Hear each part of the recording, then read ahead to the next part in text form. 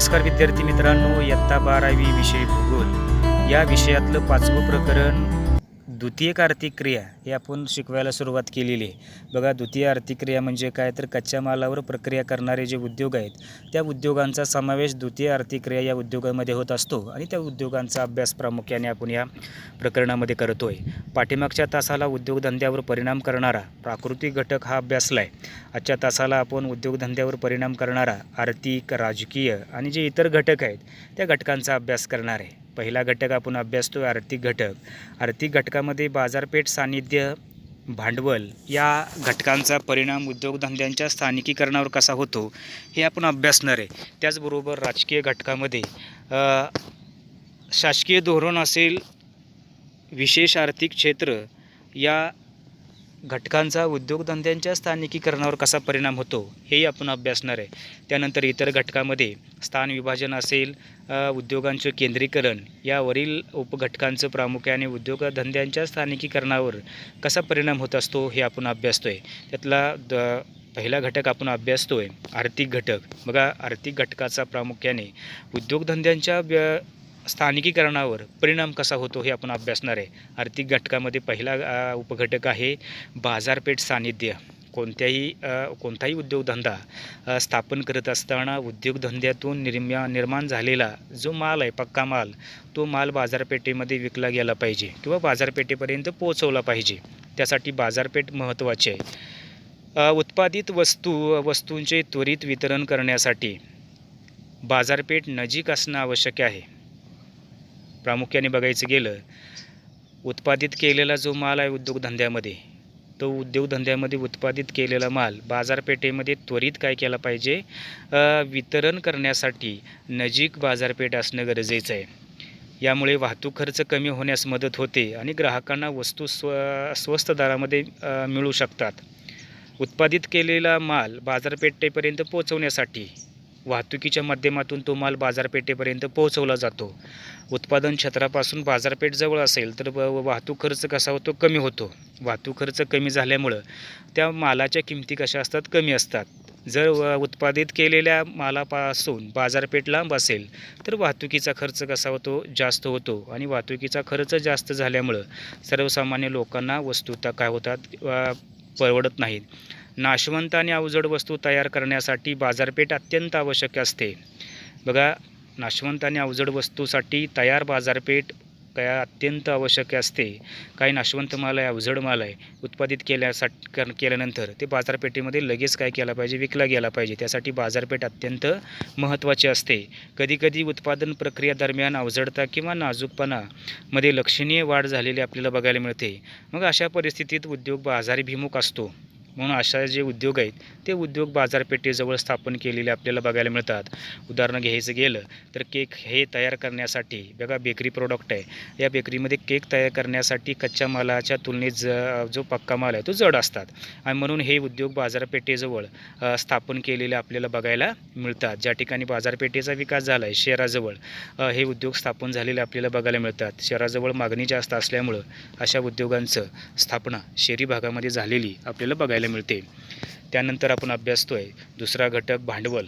भांडवल म्हणजे पैसा. महत्त्वाचा कोणताही उद्योग टाकायचा असेल तर पैसा अत्यंत महत्त्वाचा आहे आणि म्हणूनच पैशाशिवाय आपण भांडवल टाकू शकत नाही. छोट्यातला छोटा व्यवसाय असेल किंवा मोठा व्यवसाय असेल, या व्यवसायासाठी गुंतवणूक अत्यंत महत्त्वाची असते आणि वेगवेगळ्या माध्यमातून पैसा उभा केला जातो. उद्योग स्थापन करण्यासाठी भांडवल किंवा मोठ्या प्रमाणामध्ये गुंतवणुकीची आवश्यकता असते. पैशाची आणि ती उद्योगधंदा उभा करण्यासाठी वेगवेगळ्या मार्फत पैसा उभा केला जातो किंवा गुंतवणूक करणं महत्त्वाचं असतं. त्याशिवाय एखाद्या भागामध्ये उद्योगधंदा उभा राहत नाही. बँकिंग आणि आर्थिक सुविधा जेथे सहज उपलब्ध आहेत अशा प्रदेशात उद्योग स्थापित होताना दिसतात. ज्या ठिकाणी बँकिंग सुविधा उपलब्ध आहेत, बँकिंग क्षेत्राचा विकास झालेला आहे किंवा वेगवेगळ्या प्रकारच्या फायनान्सिंग कंपनीत उद्योग आहेत, या ठिकाणी प्रामुख्याने पैसा देणारे असतील तर अशा प्रदेशामध्ये या उद्योगांचा विकास झालेला आपल्याला बघायला मिळतो. मिळतो आणि म्हणून उद्योगासाठी पैसा अत्यंत महत्त्वाचा आहे आणि ज्या ठिकाणी पैशाची उपलब्धता आहे त्या भागामध्ये उद्योगधंद्याचा विकास झालेला आपल्याला बघायला मिळतो. ज्या ठिकाणी उद्योग स्थापन झालेले असतात तेथे आर्थिक सुविधा आकर्षित होतात. एखाद्या भागामध्ये उद्योगधंदा स्थापन झाल्यानंतर वेगवेगळ्या प्रकारच्या आर्थिक सुविधा काय तिथं स्थापन होतात किंवा आकर्षित झालेल्या आपल्याला बघायला मिळतात. वेगवेगळ्या बँकांच्या शाखा असतील, वेगवेगळ्या फायनान्शियल कंपनी असतील, या तिथं काय होतात, या उद्योगधंद्यामुळं आकर्षित होतात. त्यामुळे पुन्हा मोठ्या प्रमाणामध्ये तिथं उद्योगधंदा स्थापन झालेला आपल्याला बघायला मिळतो. उदाहरणार्थ भारतातली जी 4 मोठी शहरं आहेत त्या शहरांच्या जे उपनगरी भाग आहे त्या उपनगरी भागामध्ये म्हणजे कोलकाता असेल, चेन्नई, दिल्ली, मुंबईजवळ जी उपनगरे आहेत त्या उपनगरामध्ये औद्योगिक क्षेत्र विकसित झाल्यामुळं इतर शहरापेक्षा उत्तम बँकिंग आणि आर्थिक सुविधासाठी ओळखली जातात. ही जी मेट्रोपॉलिटन सिटी आहेत मोठ्या, या शहरांच्या उपनगरी भागामध्ये मोठ्या प्रमाणामध्ये या गुंतवणूक असेल किंवा बँकिंग क्षेत्राचा विकास झाल्यामुळं त्या भागामध्ये उद्योगधंद्यांचा विकास इतर शहरापेक्षा जास्त झालेला आपल्याला बघायला मिळतो. पण सद्यस्थितीचा विचार केला ग्रामीण भागातही चांगल्या बँकिंग सुविधाच्या विस्तारामुळे तेथे देखील उद्योग स्थापन होऊ लागला आहे. शहरी भागामध्ये वाढत्या जागेच्या किमती असतील, अपुऱ्या जागा, यामुळे बरेच उद्योगधंदे आज ग्रामीण भागाकडे स्थापन होण्याचा कल वाढू लागलेला आहे आणि ज्या भागामध्ये उद्योगधंदा स्थापन होतो त्या भागामध्ये किंवा बँकिंग व्यवस्थेचा विकास झालेला आपल्याला बघायला मिळतो. त्यानंतर आपण दुसरा घटक अभ्यासतोय राजकीय घटक. राजकीय घटकामध्ये शासकीय धोरण महत्त्वाचं आहे. एखाद्या भागाचा विकास करायचा असेल तर शासकीय धोरण अत्यंत महत्त्वाचं आहे. मागासलेला भाग असेल, त्या भागाचा विकास करायचा असेल तर सरकारने वेगवेगळ्या सेवा सुविधा सरकार पुरवत असतं आणि जर एखाद्या सेवा सुविधा पुरवल्या तर त्या भागामध्ये उद्योगधंदा स्थापन होऊन त्या भागाचा विकास होतो. आर्थिकदृष्ट्या मागासलेल्या प्रदेशाच्या विकासाच्या दृष्टिकोन लक्षात घेऊन तेथे शासन अर्थसहाय्य करतं. ज्या भागाचा विकास झालेला नाही, मागासलेला आहे, त्या भागाचा विकास करण्यासाठी किंवा त्या भागामध्ये उद्योगधंदा स्थापन होण्यासाठी सरकार वेगवेगळ्या प्रकारचं काय करतं, मदत करत असतं. मग जमीन असेल, जमिनीची काय करतं, उपलब्ध करून देतं. पाणी पुरवठ्याच्या सोयी असेल, वाहतूक, संदेशवहन, वेगवेगळ्या सेवा सुविधा काय करतं अशा मागासलेल्या भागामध्ये पुरवल्या जातात, जेणेकरून त्या भागाचा विकास व्हावा. आणि सेवा सुविधा उपलब्ध केल्यामुळे वेगवेगळ्या प्रकारचे उद्योगधंदे तिथं स्थापन केले जावेत, यासाठी काय करतं, वरील सेवा काय करतं, सरकार पुरवण्याचा प्रयत्न करतं. अशा प्रदेशामध्ये उद्योगधंदा स्थापित करण्यासाठी उद्योगपती असतील आणि उद्योजकांना शासन कर सवलत, विपणनासंबंधी सल्ला देतं. आयात आणि निर्यातीसाठी सुविधा देखील प्रदान करत असतं. अशा प्रदेशांच्या विकासासाठी उद्योगपतींनी किंवा उद्योजकांनी उद्योगधंदा स्थापन करावा. यासाठी वरील जमीन, पाणी किंवा वाहतूक, संदेशवहनाबरोबरच करामध्ये काय करतं, सवलत देत असतं. विपणनासंबंधी सल्ला असेल किंवा आयात निर्यातीसाठी सुद्धा सुविधा देखील त्या भागामध्ये पुरवलेल्या आपल्याला बघायला मिळतात. उदाहरणार्थ महाराष्ट्रामध्ये वर्ग ड क्षेत्रांना अशा सुविधा देतात. महाराष्ट्रामध्ये जे ड वर्गाचे क्षेत्र आहे त्या क्षेत्रांचा विकास होण्यासाठी वरील शासन काय करत असतं, सुविधा देतं. काही प्रदेशामध्ये, सगळ्याच प्रदेशामध्ये विकास शासन सवलती देतं असं नाही. काही प्रदेशामध्ये शासकीय धोरणानुसार उद्योगांना प्रोत्साहन दिलं जात नाही. काही जी क्षेत्र आहेत ही प्रतिबंधित क्षेत्र आहेत, पर्यावरणादृष्टी संवेदनशील क्षेत्र आहेत, त्या क्षेत्रामध्ये उद्योगधंदा स्थापन करण्यास शासन काय करतं, परमिशन किंवा परवानगी देत नाही, बंदी आणली जाते. उदाहरणार्थ आपला किनारी प्रदेश असेल किंवा पर्यावरणदृष्ट्या संवेदनशील प्रदेश असतील, अशा प्रदेशामध्ये कोणताही उद्योगधंदा स्थापन करण्यासाठी शासन काय करतं, परमिशन देत नाही, त्या ठिकाणी काय करतं, बंदी आणतं. राजकीय घटकामधला दुसरा घटक आपण अभ्यासतोय विशेष आर्थिक क्षेत्र. एखाद्या भागाचा विकास करण्यासाठी सरकार काय करत असतं, विशेष आर्थिक क्षेत्राची काय करत असते, निर्माण करत असतं. औद्योगिक उत्पादनासाठी विकसित केल्या जाणाऱ्या अशा क्षेत्रांची किंवा प्रदेशांची स्थापना करण्यास सरकार विशेष प्राधान्य देतं. बघा, औद्योगिक उत्पादनासाठी एखाद्या भागामध्ये जमीन, पाणी इत्यादी गोष्टी उपलब्ध करून देण्यासाठी विशेष क्षेत्र म्हणून निवडलं जातं. त्या क्षेत्रामध्ये वेगवेगळ्या उद्योगधंदा स्थापन करण्यासाठी सेवा सुविधा पुरवल्या जातात आणि सरकार विशेष प्राधान्य देत असतं. भारतामध्ये सेज असतील किंवा MIDCच्या माध्यमातून अशा सरकार काय करतं, स्थानिक लोकांना रोजगार निर्मितीसाठी, उद्योगधंद्यासाठी जागा, जमीन, पाणी यांची काय करतं, सुविधा उपलब्ध करून देतं. भारतात त्यांना विशेष आर्थिक क्षेत्र असं म्हणतात. हे विशेषत्वाने निश्चित केलेल्या भौगोलिक क्षेत्र क्षेत्र आहे. बघा हे निश्चित केलेलं जे भौगोलिक काय क्षेत्र आहे, या क्षेत्रामध्ये उद्योगधंदा स्थापन करण्यासाठी वेगवेगळ्या सेवा सुविधा काय करत असतं, सरकार पुरवत असतं. खाजगी क्षेत्र किंवा सार्वजनिक क्षेत्र यांच्या भागीदारीने विकसित केला जाऊ शकतो. बघा सरकारी असेल किंवा सार्वजनिक किंवा खाजगी इत्यादी प्रामुख्याने भागीदारीने हे क्षेत्र काय केलं जातं, विकसित केलं जातं. देशात या क्षेत्रांचा विकास विशेषतः निर्यातक्षम उत्पादनाच्या वाढीसाठी केला जातो. देशामध्ये प्रामुख्याने जे निर्यात करणाऱ्या वस्तूसाठी किंवा निर्यातक्षम वस्तूंच्या निर्मितीसाठी प्रामुख्याने हे विशेष क्षेत्र निर्मित केलेलं आपल्याला बघायला मिळतं. उदाहरणार्थ मुंबई जे सांताक्रूज आहे, मुंबई येथे काय सिप्झ हे काय विशेष आर्थिक क्षेत्र असलेलं आपल्याला बघायला मिळतं. बघा त्यानंतर आपण इतर घटक अभ्यासतोय. इतर घटकामध्ये कोणकोणते घटक आहेत की जेणेकरून उद्योगधंद्यांच्या स्थानिकीकरणावर परिणाम करत असतात. पहिला आहे स्थान विभाजन. बघा कधीकधी उत्पादनाचे विविध टप्पे विकेंद्रित केले जातात आणि वाहतूक खर्च कमी करण्यासाठी उत्पादन वेगवेगळ्या ठिकाणी घेतलं जातं. उदाहरणार्थ मोबाईल व मोटार वाहन निर्मिती उद्योग. बघा काही ठिकाणी काय असतं, वाहन उद्योगामध्ये प्रामुख्याने वेगवेगळे जे स्पार्ट म्हणतो आपण, ते स्पार्ट उत्पादन करण्यासाठी वेगवेगळ्या कंपनीतून काय केले उत्पादित केले जातात. विकेंद्रीकरण म्हणजे काय तर वेगवेगळ्या ठिकाणी प्रामुख्याने विखुरलेले, मराठीत बघायचं की विकेंद्रीकरणाचा अर्थ तर विखुरलेल्या स्वरूपामध्ये प्रामुख्याने काय असतात, वाहतूक खर्च कमी करण्यासाठी हे उत्पादन वेगवेगळ्या ठिकाणी काय घेतलं जातं.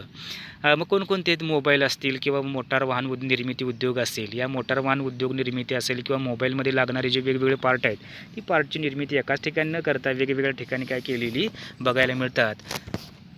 हे उद्योग बाजारपेठेजवळ स्थिर असणं आवश्यक असतं, म्हणून यातील विविध उत्पादन घटक वेगवेगळ्या टप्प्यावर विभाजित करतात. बघा प्रत्येक पक्का माल बाजारपेठेमध्ये विकण्यासाठी बाजारपेठ महत्त्वाचा घटक आहे. कारण उत्पादित केलेला माल हा विकला गेला पाहिजे, त्यासाठी बाजारपेठ असणं गरजेचं आहे. म्हणून बरेच उद्योग हे बाजारपेठेजवळ स्थिर असणं गरजेचं आहे. परंतु ते त्या उद्योगधंद्यामध्ये निर्मित केलेल्या उपकरणाचे जे वेगवेगळे पार्ट आहेत, त्या पार्टची उत्पादनं वेगवेगळ्या ठिकाणी घेतलेले आपल्याला बघायला मिळतात. उद्योगांना त्यामुळे आर्थिकदृष्ट्या फायदा मिळतो आणि त्यामुळे बघा सुविधांच्या उपलब्धतेमुळे एखाद्या प्रदेशात उद्योगांची स्थापित होतात. बघा त्यामुळे काय होतं, सुविधांच्या उपलब्धतेमुळे एखाद्या प्रदेशात उद्योग स्थापित होतात. वेगवेगळ्या सुविधा जर उपलब्ध करून दिल्या तर उद्योगावर आधारित वेगवेगळे उद्योग त्या भागामध्ये स्थापित झालेले आपल्याला बघायला मिळतात.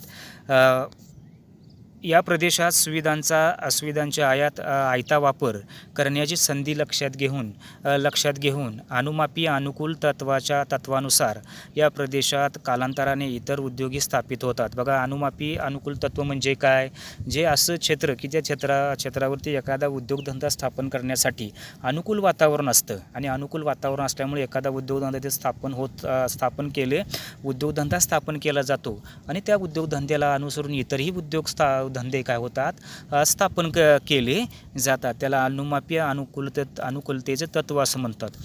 बघा सदर प्रदेशात उद्योगांचं केंद्रीकरण होतं. केंद्रीकरण म्हणजे एका ठिकाणी काय होतात, वेगवेगळे उद्योगधंदे स्थापन झालेले आपल्याला बघायला मिळतात.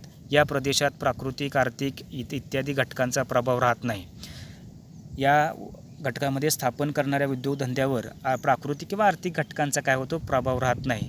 एखादी उद्योग स्थापन केल्यानंतर त्या उद्योगांना लागणारे जे वेगवेगळे पूरक व्यवसाय आहेत, ते व्यवसायही त्या भागामध्ये काय होतात, स्थापन झालेले आपल्याला बघायला मिळतात. बघा अशा औद्योगिक प्रदेशांचे वैशिष्ट्य म्हणजे अशा ठिकाणी एकमेकांना पूरक उद्योग स्थापित झालेले आढळतात. बऱ्याच ठिकाणी वेगवेगळ्या प्रकारचे उद्योगधंदे एकाच ठिकाणी स्थापित झालेले आपल्याला बघायला मिळतात.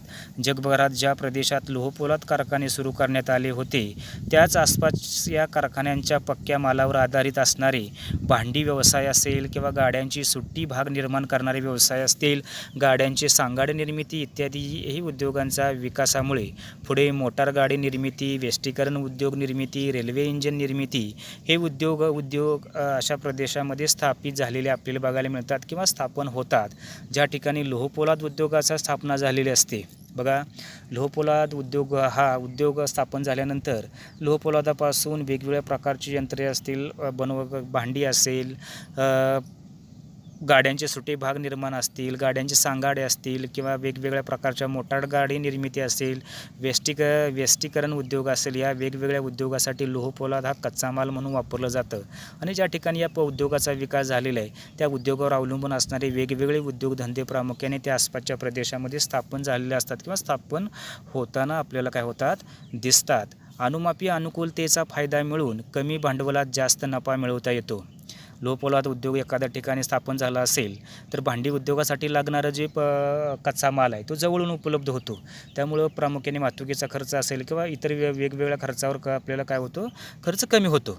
आणि त्या उद्योगावर आधारित वेगवेगळे उद्योग स्थापन झाल्यामुळं त्या भागामध्ये आयत्याच काय होतात सुविधा इतर उद्योगांना मिळतात आणि त्याचा जास्त नफा मिळवता येतो. अशा प्रकारे आज आपण उद्योगधंद्याच्या स्थानिकीकरणावर परिणाम करणारे जे वेगवेगळे घटक आहेत त्या वेगवेगळ्या घटकांचा अभ्यास आज आपण केलेला आहे. उद्योगाच्या स्थानिकीकरणावर परिणाम करणारे प्राकृतिक घटक अभ्यासले, आर्थिक घटक अभ्यासले, राजकीय घटक आणि इतर घटकांचा परिणाम एखाद्या उद्योगाच्या स्थानिकीकरणावर कसा होतो याचा आपण काय केलेला अभ्यास केलेला आहे.